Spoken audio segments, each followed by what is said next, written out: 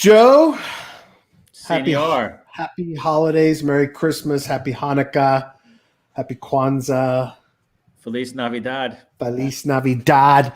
Did you have a good Christmas? Yeah, it was good. I traveled on the morning, Yeah, out of MIA that's airport. kind of nuts. Your flight didn't get canceled? No, I was sitting there looking at the board and I was seeing all these cancellations, and I'm like, wow, I wonder what that's all about. I'm like, That's the ours is Omicron. okay. That's the Omicron travel. Yeah, I guess it took out a lot of flight crews, Yeah, stewards and pilots. yeah. But we were all the way down at the end of Gate D or Terminal D and like Gate 60, which I didn't really even realize was still there. But it's sort of like it's smaller planes like the Embraers and stuff like that. And Yeah. so when you go outside, just like the olden days, and there's you walk up to the plane, it was like small town airport again. Yeah. So it was kind of refreshing. Got some steps in, heading to it, and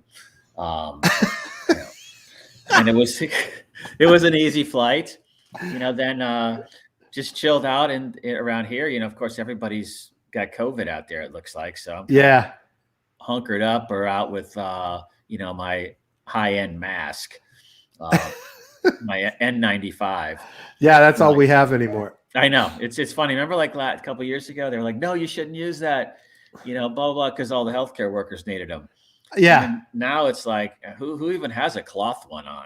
It's like you might as well just put a gun to your head, kind of thing. Exactly. Yeah, no, you? I had a great Christmas here at my parents' house in Georgia, and everybody hung around, ate lots of food, too much food, did the normal thing. I'm trying to find my wife got me a new wardrobe. I sent to you. I think I'm going to share that up because please. Now we have looks nice. Now we have merch. Yep. So since the wife made one of the mini T-shirts I got was a did I share that with you? I did. You didn't shared me a picture and it's one of the Telegram channels. Yeah. I was going to say, put me in for an XL. I told her we're going to have to order more. Yeah. And then we'll, if anybody wants them, we'll mass quantity them. But maybe I send it to. Oh, there it is. All right. Let me. If you share your screen, it's going to like crunch. Yeah, I'm not going to do that. I'm going to share. I made a little video of all the shirts together. I just can't figure out what the hell I did with it. Anyway, talk about something, Joe, while I look for this. Anyway, had a great Christmas, had a great time, family together, all that good stuff. My parents, my nephews, my brother, all that fun stuff. Oh, good. Yeah, no. Good. Yeah, it's just, I just got here a couple of days ago, so I have plans this week to roll in DC a couple times and, go visit with friends. Go schmooze with the go find with Jay the Powell. guys. I got to go find Jay Powell again. I got to figure what the hell's going on. Yeah, can you check on that? Yeah. I think I'm meeting him for flaming shots Wednesday night at Old Abbott. That's good, dude. I love that. I love that. Hey, hold on. So I got a Crypto Dad t-shirt, which says Crypto Dad, just like a normal dad, but way smarter. And immediately went into the grocery store yesterday and immediately had a compliment from somebody on it. So that was good. Nice. Yeah. Like, oh, I like that shirt. I'm like, thank you very much. I'm trying to send this file to myself. It's just not going to happen. Oh, there it goes. Wait. Yeah. All right. Let's see what else. Joe, everybody's making their predictions for the year. You got any good ones? For 2022? Yeah. I've seen a lot of predictions on, calling Curve and Aave. The plays for 2022. I am kind of intrigued by that. I've been supporting those for quite a while. I wonder, I guess it could be. 3-5x from some of these. I don't know, Aave too. Maybe. But I think that's kind of interesting. I think it's more about how do you take those and do all the things we talk about, the cross-chain, multi-chain stuff where it's seamless, you don't see it. All of those things around. But again, I also like, sushi, at 5, it was the other day. Now it's at 750, I think. We've been talking about that for a while. Oh, look at that. That's the Crypto Dad. This one I love. I have on right now. Essential elements of financial freedom. I like that. Bitcoin, be your own bank. See, you can have variety in your wardroom when you're not a maximalist. And this I love. Surely not everybody was kung fu fighting. That's great. Got the Ethereum shirt. Got my retirement plan, Bitcoin. There you go. Freedom, Bitcoin. My wife's good. She doesn't even understand. There it is. There's the merch. Yeah, there's the DeFi lunch merch. That's we need great, to enhance your picture in that, though, because you're a little faded out. So yeah, that was when I was using the old school technology. I thought you were going to say that's when I was using heroin or something. No, that's more of when I had all those dudes in the back room with the abacuses or whatever you say. Yeah. Cranking it out. The smoky back room. the boiler room. Yeah. Now I've upgraded my gear. So that's good.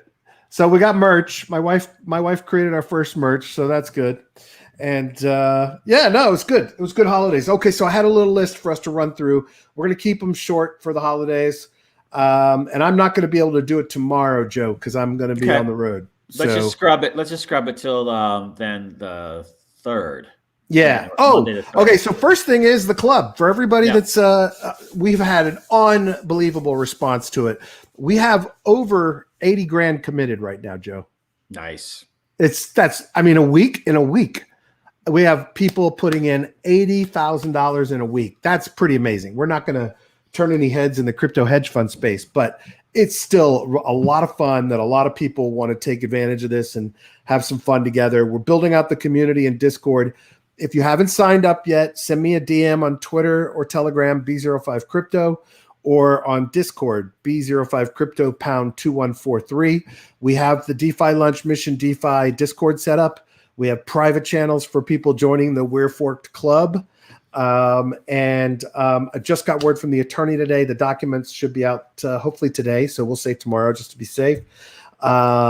But everything's coming together, Joe. We got it rolling. We've written up the rules a little bit. But we want the community to vote on the rules and the projects. So start thinking about the projects you think we should be in.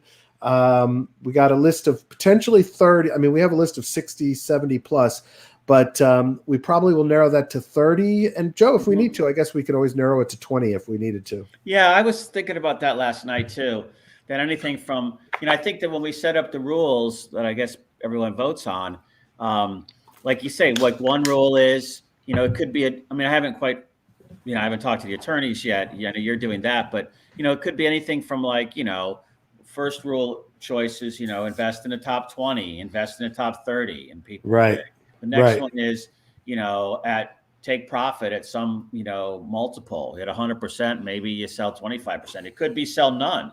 It could be let it just ride. For 12 months and close it out and see what happens. It could be when we, triple the value, then, rebate the principal to everyone. Just lots of. I want to keep it as simple. After we talked after the last show, I started thinking we keep it as simple as possible, like you said. But then, when we get to points where things could happen, like a new project, then everybody votes on that, because the first part is all just execution based upon the approved rules. Right. Then when we get to like looking at new ones, and everybody votes again, we get to distributions, everybody votes again, things like that. So, I forgot to tell you, Vote with Tally. Denison Bertram, I messaged him. He's the founder of Vote with Tally, which is a voting platform that DAOs use. Yeah. Some of the biggest DAOs. And I reached out to him. I said, hey man, it looks like yours, the onboarding process is pretty complex. We have to be connected to all these DAO smart contracts, blah, blah, blah. I said, so I wanted to use you guys and talk about you on the show, because I really like him a lot. I did an interview with him. He's just a great guy, just a good human. And he said, oh yeah, but I've got a project that sounds like it'd be perfect for you for managing this thing. So he said he was going to reach out to me probably tomorrow or Wednesday. So there may be something we can do with the Vote with Tally team on a DAO platform they're putting together. So we'll see. I don't have any more details than that, but it'd be really cool to work with them and see what kind of thing they're building out there. So what is the base? Is it a way to tally votes? Is it on their platform? So the Vote with Tally is like Snapshot. Their core product is a way for you to vote based on token holdings, right? So it's 1 for 1, whatever. But it was connected when they built it. It's connected to 2 different governance smart contract sets. One is called Governor, and the other one is called something. I think one's from Aave and one's from Curve. I'm not sure. But the bottom line is it's much more than we need. we just don't need that complexity for what we're trying to do here. This is just a simple thing for people to vote as club members on, what to do with the money, what stock, what projects to put the money into, how much to put in, and that kind of thing. So when I explained it to him, though, he said, "Oh, I think we have something that might be perfect for you." He said he'd talk to me after the holiday. So I'll reach out to him and ping him, but that could be exciting to have that help as well. Yeah. Had some chats going on with the good folks at Multicoin. That site we use to find yields. Multifarm. Yes. Yeah. Yes. So had some conversations with the team over there because they were building out a dashboard for SquidDAO to monitor all of SquidDAO's investments in their fund kind of model. And I said, "Hey, is that something that's readily available, or is that something custom you guys built?" And he said, "Nah, it's something custom." But he said, "Maybe not this round, but they might want to work with us on the big fund later and give us a platform for that." So perfect. I told him we'd be happy to chat that up and talk about that tool because we talk about it all the time. And those are good folks over there. So, yeah. On another note, real quickly, Yago from Sovereign. Sovereign is the DeFi Bitcoin platform. There's two primary ones, Sovereign and Stacks.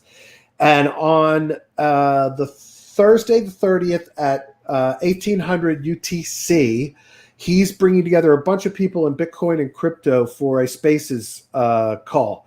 So I encourage everyone to check out his profile. It's EDANYAGO on Twitter because he's a great guy. I love that project. I love what they're doing. Kind of an anti-maximalist Bitcoiner with kind of the right approach to Bitcoin and DeFi and everything else. And that's a really cool project. Check out the interview I did with Sovereign and Eden on the Mission DeFi feed. So that's exciting too. But good guy, he invited me over to that. So check that out. Let's see. Yeah, there was a couple other things I noticed in one of the pressers or articles I read about, predictions 2022. Also the fact of regulation coming. So, which I don't know what that means. If they're just talking about Uniswap and SushiSwap and stuff like that. Because I don't see how they're going to be able to get to DAOs in 2020. They're not. They can't. They No. can't do anything. It's just. I mean, there's some things they can do to the ones that are doxed, but other than that, they can't do much. Yeah. Speaking of regulation, 2-Bit Idiot at 2-Bit Idiot, TWOBIT IDIOT.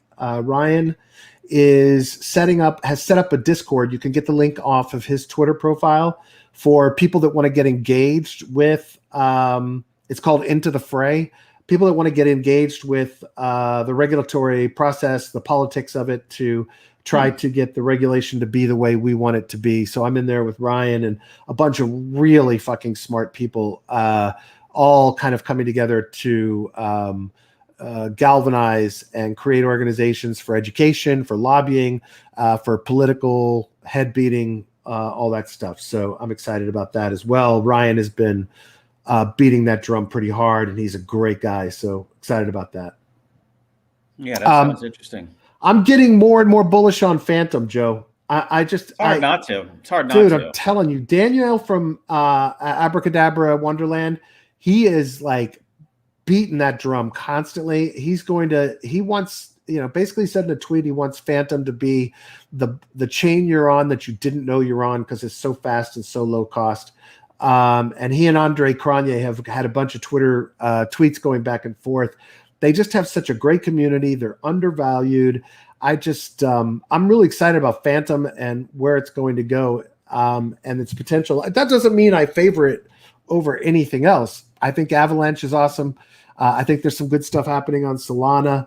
I think that, level Polygon, I love. You and I have spent a shitload of time on Polygon. And of course, layer one, if it can get its fees down for Ethereum is great. But I think there's some real potential with Phantom to really explode. And I think it has superior consensus and performance mechanisms that all other layer ones don't have, and will still run into the same congestion and fees that Ethereum ran into. So, yeah, I don't know about the technical side as much, but I've been a believer in Phantom for probably 9 months now.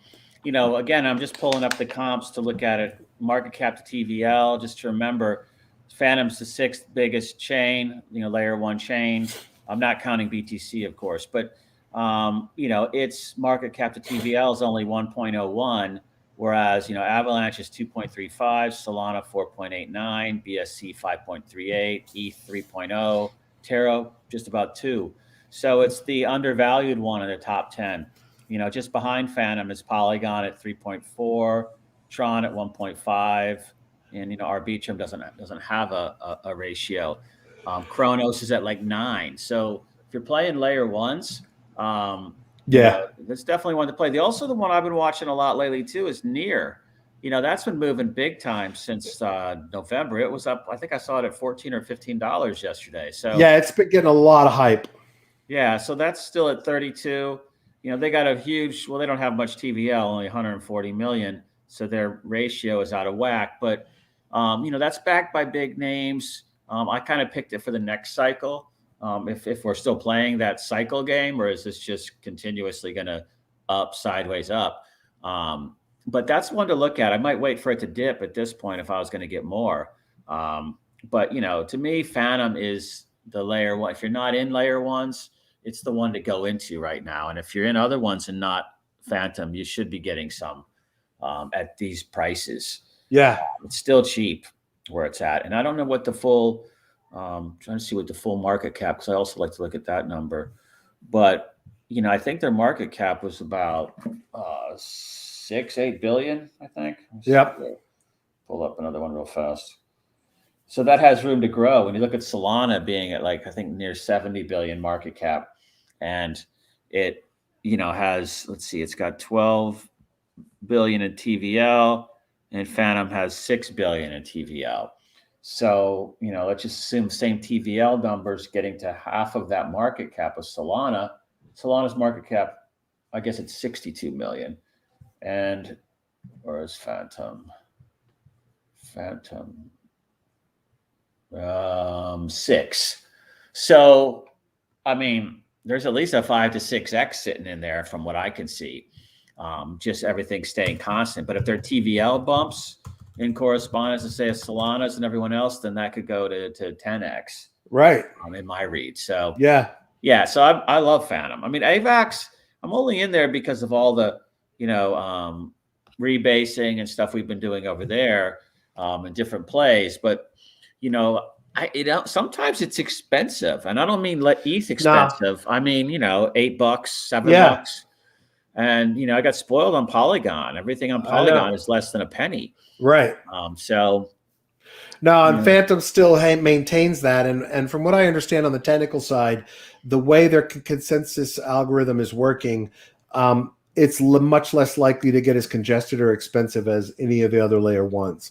And that's Andre Cronje, who's designed that. So, and the fact that Danielle from Abracadabra Wonderland is diving in so heavy with that, and evidently, I think he thinks, I haven't looked at the voting yet. I don't even know if it finished, but the whole takeover of sushi thing that he was trying to do, which I shouldn't say takeover.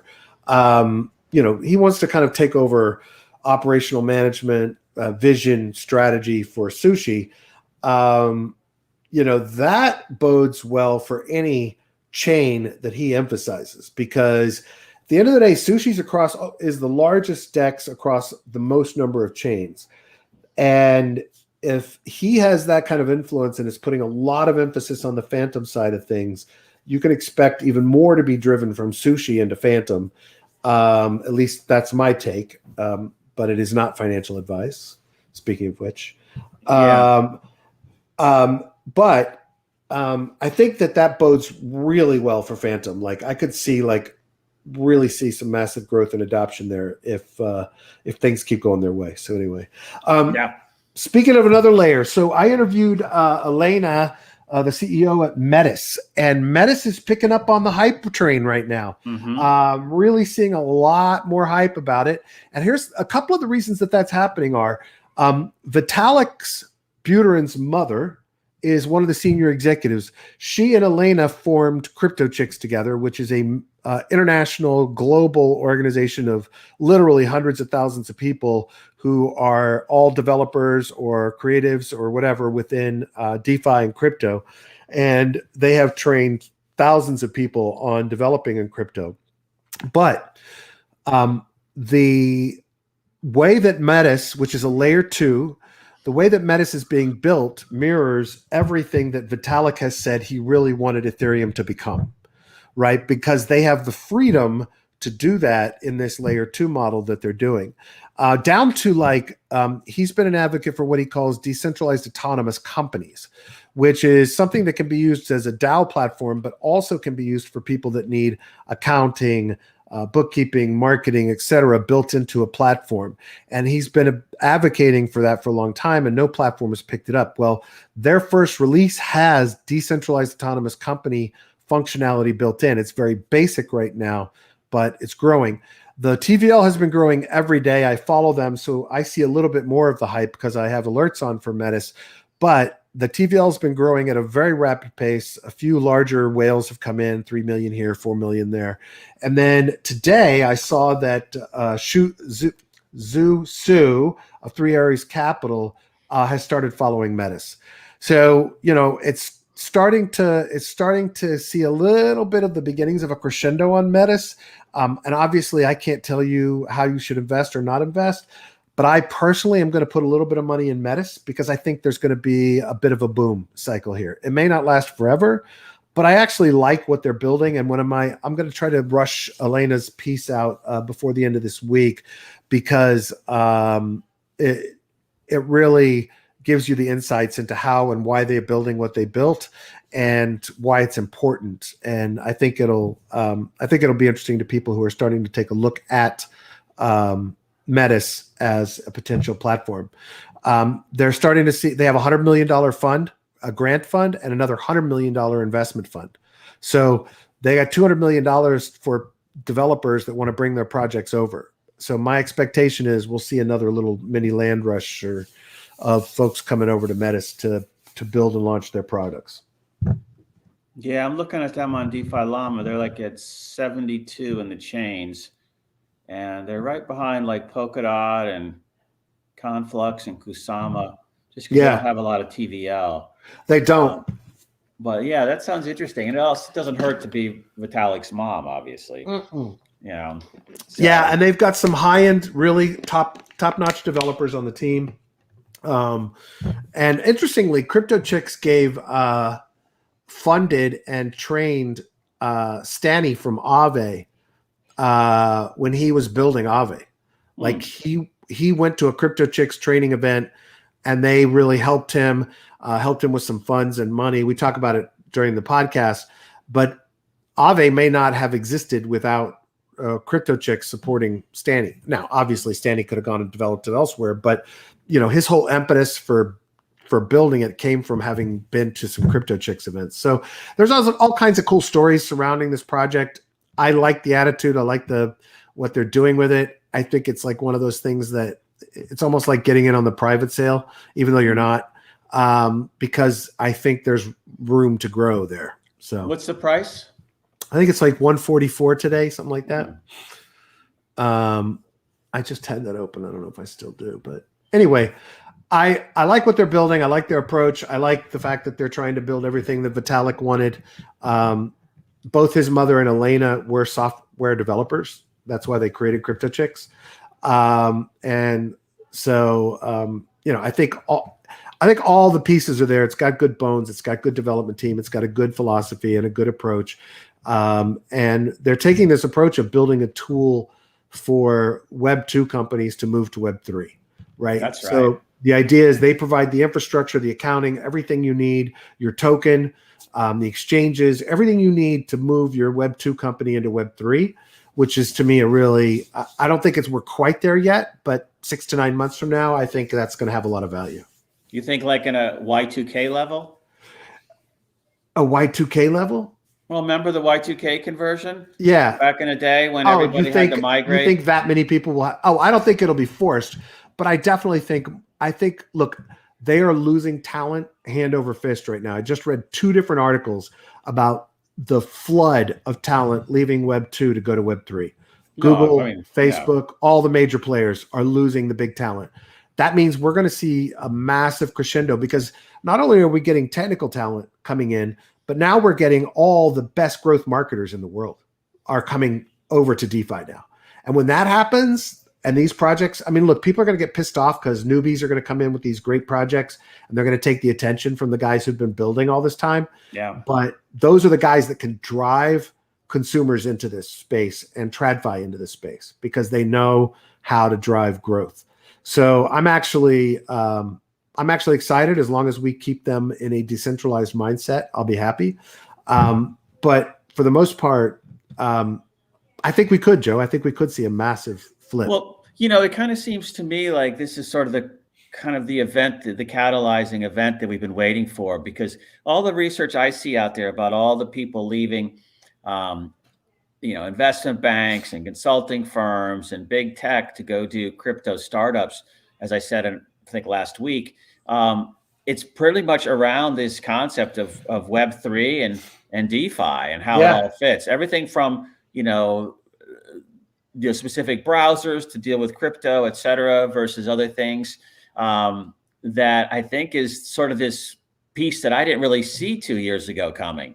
And, now that I see it, I get, that all the talent's heading into this space. And the best thing for us and everybody listening to us is that we're already in the space. Exactly. So, this is another one about, the rising tide lifting all boats. But this is the kind of thing I think we've been waiting on. And my Y2K analog is, for those who don't know, it was just a certain thing about how many decimal points I think numbers could be displayed. Yeah. And, they had to go in and redo like every single website and database and enterprise platform to be able to accommodate the date change to, I guess, to 2000 instead of 1999, whatever the reason was. I can't remember. But they were doing everything with the 2 digits. Yeah. Everything was coded with the last 2 digits of the year. That's right. And they had to go to 4. And then when 2000 flipped over, they had to go to 4. That's what it was. Exactly. So, massive, companies and spaces were just created to tackle that problem. Companies went public just to tackle that problem. There was like 4 or 5 that were really billions big in of that. dollars. Yeah. And sounds like a trivial problem, ended up being a, mega $1 billion solution. So to me, an opportunity, and it kind of just led to the next wave of expansion. So to me, this is the type of thing where, Web3, DeFi, crypto, everything on the web, social, all of that is now could be going through this one box or this one funnel, and it's the place you want to be. So, maybe that's one of my predictions for next year. There you go. I think everything's going to have a token. And I think what we're going to have to remember is that as they proliferate, not every token is going to be a home run, right? We are going to reach a saturation point where more people will be coming in to buy the tokens. But, when it gets to be a gazillion tokens, there's going to be a solution that comes along that says, okay, you guys should take a piece of this existing token instead of having your own token, right? Or somebody will come up with some sub-token scheme to primary tokens, right? Like maybe FTM, there's a sub-token to it, right? And that's how people monetize their project, but it all feeds somehow into FTM's financial model. I don't know.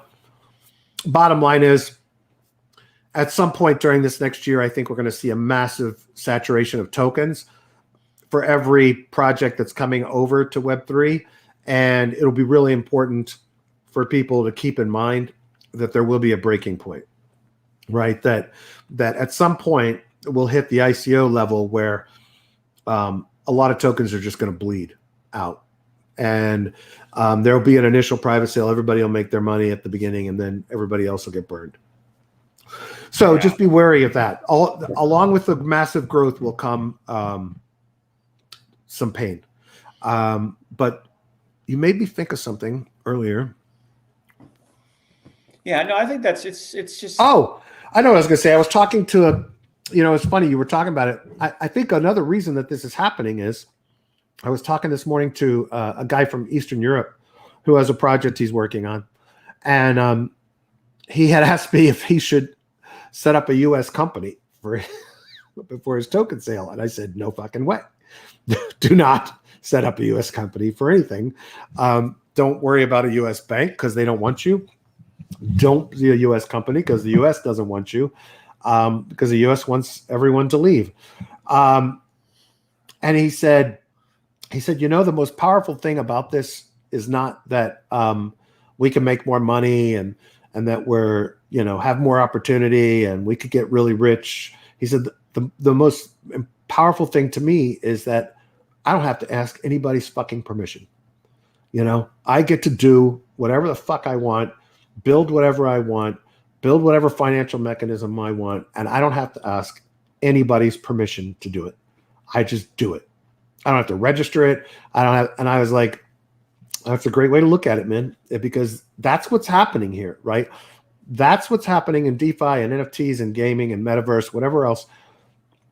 People are realizing that they don't need the government's permission to build something. And ultimately, if they remain anonymous and decentralize it, or even if they're not anonymous, but they decentralize it, or they have a path to decentralization, they are less likely to have to worry about having not asked for permission. And I think that's what's happening in this space, is that people are saying, I shouldn't have to ask for permission. It's just like the, part of the discussion going on in the Into the Fray thing with the 2-Bit Idiot with Ryan and the government stuff is that one of the things that rings and resonates with people the most is the accredited investor law. Because average people know that they're not permitted to invest in startups, in things that could be a 10,000x return or a 1,000x return or 100x return. They're not permitted because the government says they're not smart enough to make a choice about where to put their money, right? I think one of the things that's going to drive people to DeFi is that they don't have to ask the government's fucking permission to invest in anything they want to invest in and to potentially have high returns from those, right? That barrier broken down, I think, is going to be one of the primary communication mechanisms of, even if somebody hadn't considered investing in a startup as a venture capitalist or an angel investor, the fact that you can draw that picture for the average guy and say, the people who get the most wealth are the ones who get qualified as being rich enough to gain more wealth. You aren't qualified to gain enough wealth because you don't have enough wealth. So you don't get to play in the game that the bankers and everybody else gets to play in. DeFi, nobody tells you whether you can play or not. You just come and play. So anyway. Yeah, I mean, everything has a perspective. I look back on all those Series A deals I was in, and I wish I wasn't an accredited investor. Most of them don't friggin' work. So, if you're protecting the investor from that choice, I guess that's a noble goal, but also it's that, it's really not saying you're not smart enough to do it. It's saying that you can't afford to lose the money. So they're really trying to wean it to just people who can afford, like we talk about, don't but shouldn't that be your choice? I mean, what lessons did you learn from the bad investments? Well, what I learned is that most VC deals that aren't coming out of Silicon Valley or a place like that, a top tier place, are kind of not the top tier deals, and that the best deals, it doesn't matter what you call it or whatever, everybody's already in it, before you even hear about it. So, they're anointed deals, right? Like Uber was an anointed deal. Airbnb was an anointed deal. These are deals where the huge money got behind them and just this, huge VC funds, and that they're just going to be the ones that make it a success. And they already have relationships with the banks, so they can go public or they can sell to another portfolio fund. It's just kind of, they get anointed. And if you're out of that circle, it's really hard to do well in Series A deals, I think. So, which is one of the reasons I like about crypto. And I don't know what, I don't know how you would ever enforce accredited investor stuff on DeFi in particular, or DAOs in particular, other than maybe some KYC elements to go with the AML piece. But I don't see how you can make them accredited. You can, yeah. Yeah, so I don't think that can come. I think that, most of these regulators, they kind of err on the side of, I personally don't think that they're trying to protect the monopoly for the rich people. I think it's more that they're trying to keep the rich people from grifting on the poor people, or less. Look, I agree that it was that's the original intent. Yeah. I'm talking about the effect is it keeps people out who don't have that. But again, there's a lot of people that are asset rich and income poor in the country, in the middle America, let's say, where they're sitting on multi-million-dollar businesses that might be a farm or a plumbing operation or a tradesman operation, but they just don't have huge income. So, I think they still have a high enough net worth to be accredited. But, at the same time, I don't know if that person is, they're trusting someone else who's selling the deal to them. And, I don't trust people like that. I don't either, but shouldn't that be our decision to make? Right? I mean, at the end of the day, what I think the SEC should be involved in, because they don't prevent fraud, right? They didn't prevent Nikola they from come in fucking after everybody, or they clean up the mess after that. Hey, speaking of Nikola, I did see an article last couple of days where they just got some massive deal. They got the first truck out. They got a little slap on the wrist for the initial fraud. Yeah, they got the truck out. Pay your SEC bribe. They got their first truck that was actually running and wasn't being pulled by a rope or rolling down. That's awesome. But no gerbils. That kind of stuff goes on constantly. When you're showing an MVP or a beta, I mean, just the amount of people that fake those things because they're selling an aspirational product. Yep. And there's a big gray area as to that's fraud or not. And usually it comes down to, did you succeed or not? Right. So I think a lot of startups, a lot of companies kind of engage in a soft version of investment fraud. But as long as you succeed, it's okay. But if you fail, you're screwed. Yeah. And because everybody's going to come after you, because those sophisticated investors that, when they want their money back, I mean, it could be you sitting at a bar telling them, oh, we got this deal coming down with company X, and then it doesn't happen. And they'll claim that you defrauded them and get their money back. So there's usually insurance companies involved too. So it's a big mess. But I think that what you say is interesting, because I do think that everybody should have the right to make their own decisions. I just see how much grifting goes on, quackery about all kinds of things. And it's not just limited to, Series A or accredited investor deals. It's just friggin' everywhere. Of course. And, there's a hustle always in business. So, but at the same time, I do see your point. I do think that people should be free to do what they want to do if they're smart enough to do it. Yeah.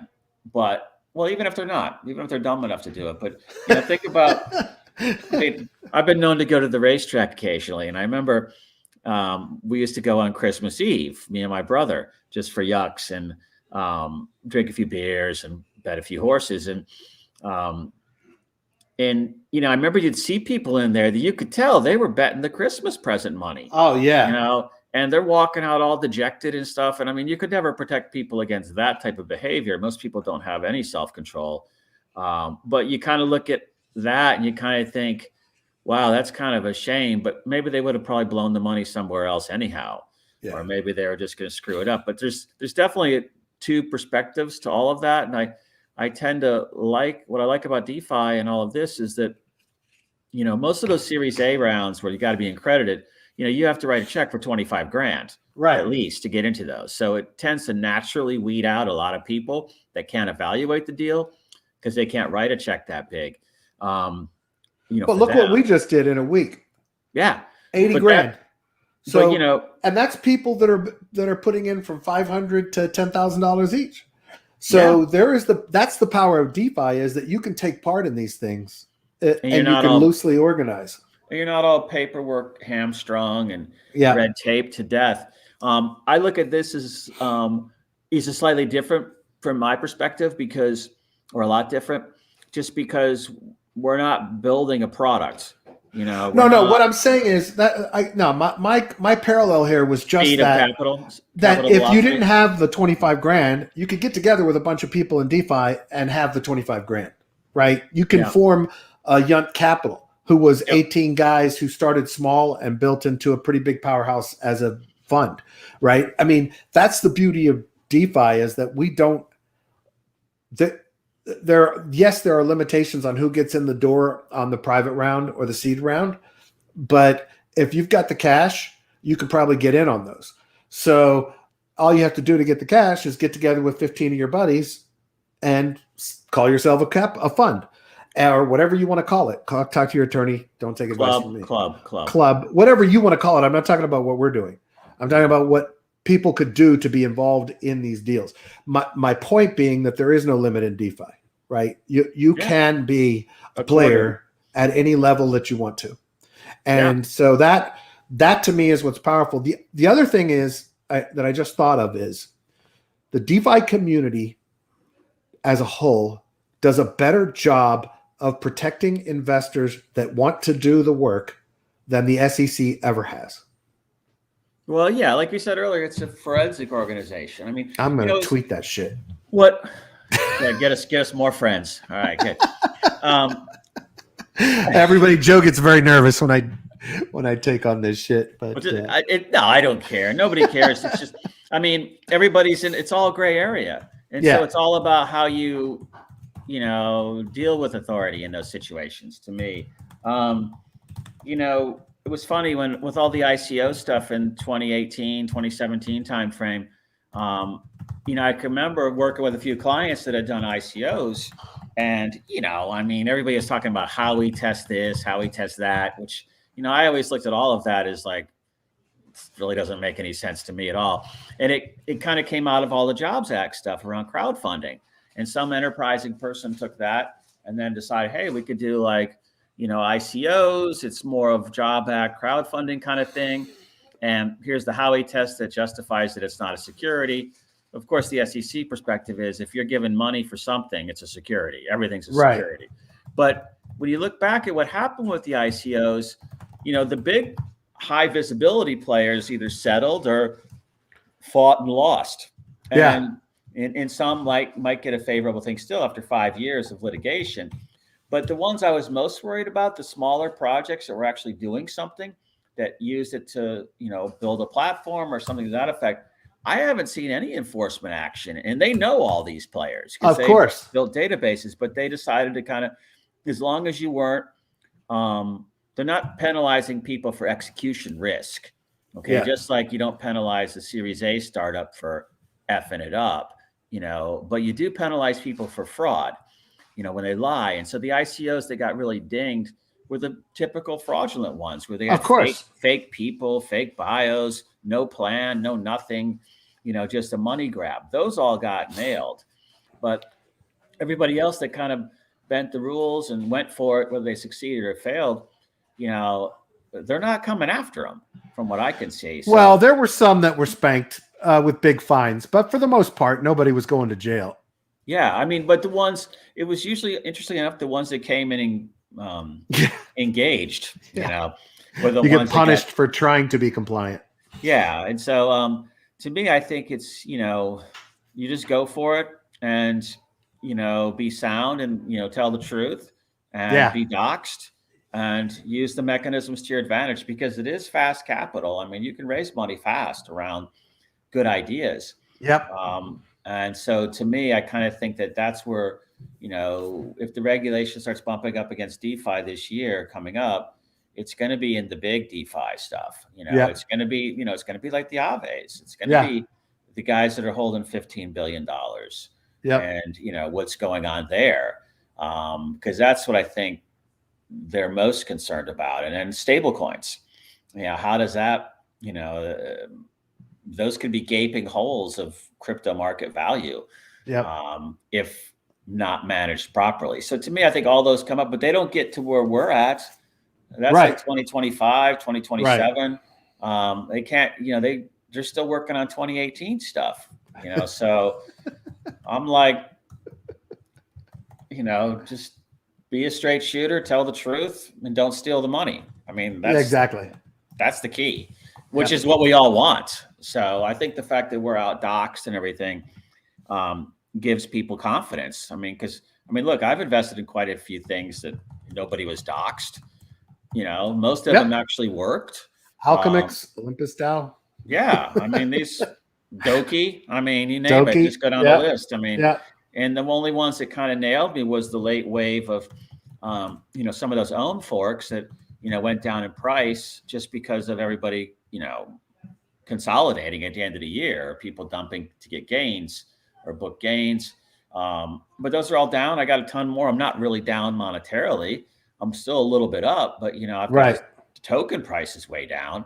Yep. But and those you just wait. Like look at Geist and Blizzard. Yeah. Those are ones I got everything locked in the vaults there for another couple of months. And it went way down and now some rebound. And that was kind of what I thought was going to happen. So, these are ones where you kind of can put it in and forget about it, which is something new. But, I'm kind of eating it there right now, but I don't really worry about it. No. Because I know something else will come, even though they're not doxxed. So absolutely. It's a math situation. So I think I tend to kind of agree with you that, in DeFi, it is the ability for the average person to do what they want and not have to worry too much about it. Totally agree. And these are just American problems, by the way. So everybody else outside of here, the wind's in your sails, guys. Exactly. Go for it. You're lucky to be in a country that appreciates freedom. Yeah. So this will, but I think it'll weed out and it'll keep pushing innovation. I mean, like I said, some of the lawyers that I deal with in New York, they're, big, big SAC type lawyers, and they're just telling clients to set up overseas now. Yeah, and that's what I would tell anybody right now. Yeah, and come just back. Don't have anything to do with the U.S. Yeah, just stay out of the jurisdiction right now until they sort the rules. Yep. And if you can't, then just do your best to play by the rules. Exactly. But, that's all you can say. But it is what it is. There's a reason why people like 1% yields in bank accounts. Oh, of course. I guess it's safety. I don't know. As your money gets eaten away. Yeah, and it depreciates 50% a year. I'm like, but you got that 1% APR going, right? Yep. There you go. And it's true. It doesn't.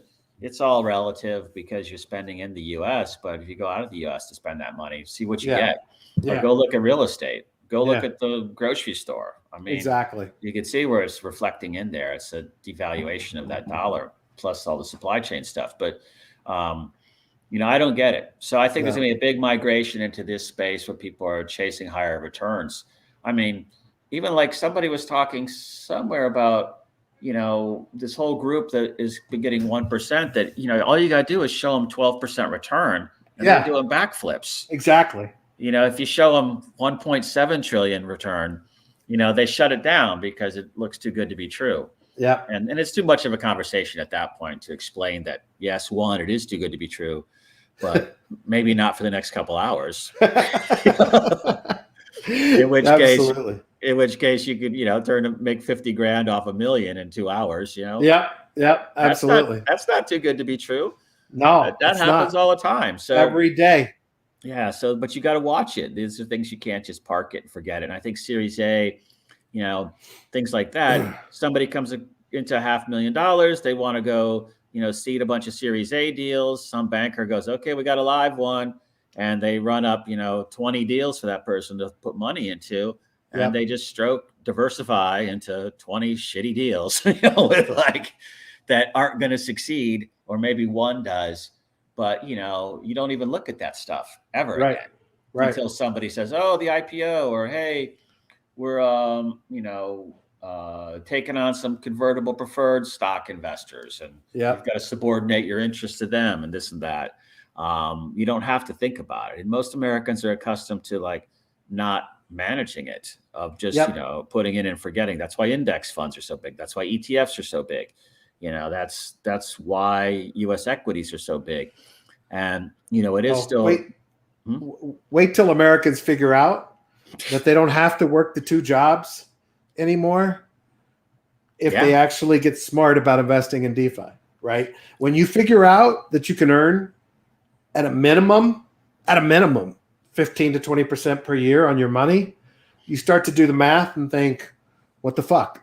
I don't have to. If I start putting aside X% of every check into the safest investments in DeFi, and I'm only cutting 12 or 15%, guess what? In a few years, both of us don't have to work anymore, right? Or I don't have to work 2 jobs anymore.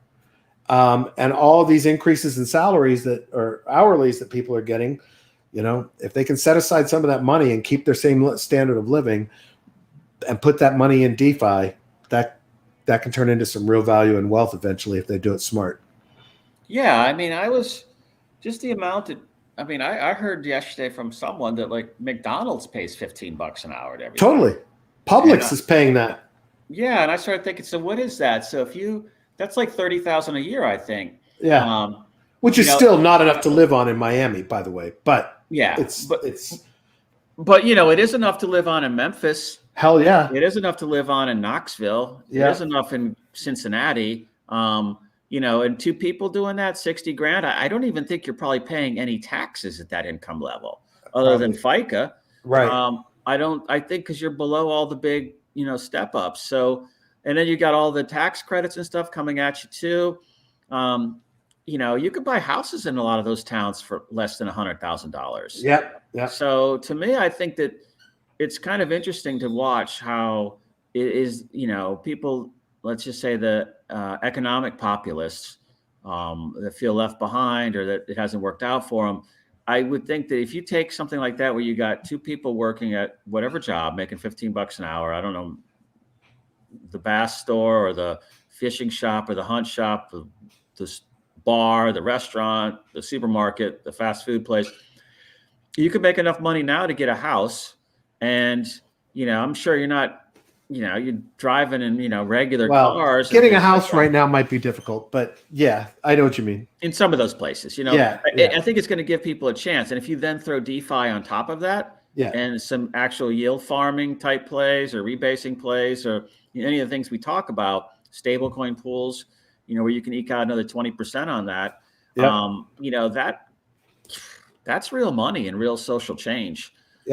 So I hope to see a lot more people recognizing that going forward. And, if that is our mission, then that's our mission.